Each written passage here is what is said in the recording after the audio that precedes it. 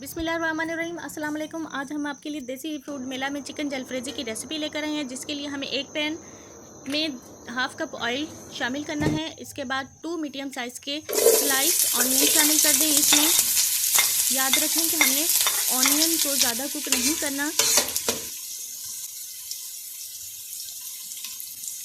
इसके बाद हमने इसमें बॉइल्ड चिकन शामिल करना है, जो कि मैंने पहले से बॉईल करके रख दिया था और इसके छोटे छोटे पीसेस कर लिए थे। इसको मिक्स कर लें, अच्छे से इसको डालें और इसके अंदर मिक्स कर लें। इसके बाद हमने इसमें कैप्सिकम ऐड करनी है। कैप्सिकम में वाफिर मिकदार में विटामिन सी और फाइबर पाया जाता है, क्योंकि आजकल कोरोना डिजीज़ फैली हैं, जिसके लिए कैप्सिकम का इस्तेमाल हमारे लिए बहुत ज़्यादा मुफीद है। इसलिए इसे सब्जियों में ऐड करना चाहिए और सब्जियों को बहुत ज़्यादा कुक नहीं करना। इसलिए हम इसमें टमाटो डालेंगे 2 मीडियम साइज़ के, जो कि पहले से स्लाइस मैंने कट करके रखे हुए थे और अब इसमें ऐड कर दिए हैं।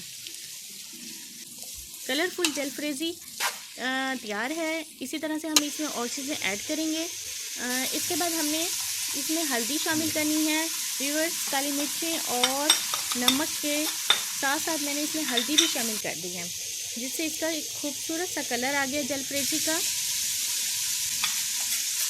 इसमें विनेगर डाल दें 2 टीस्पून के करीब, 2 से 3 टीस्पून भी कर सकते हैं आप, या हस्बे ज़रूरत जैसे आपका टेस्ट हो उसी तरह से हम आप इसमें ऐड करेंगे। इसके बाद ब्लैक सोया सॉस इसमें ऐड करेंगे 2 टीस्पून।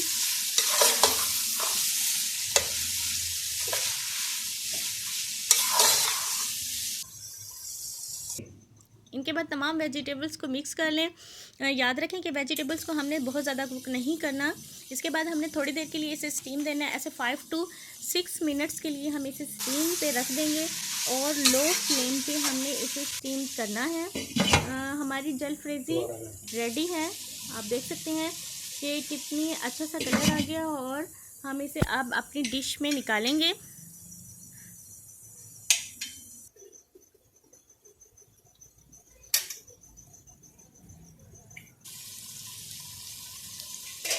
व्यूअर्स, गार्निशिंग के लिए मेरे पास एग्स थे और मैंने इसे एग से ही गार्निश किया है।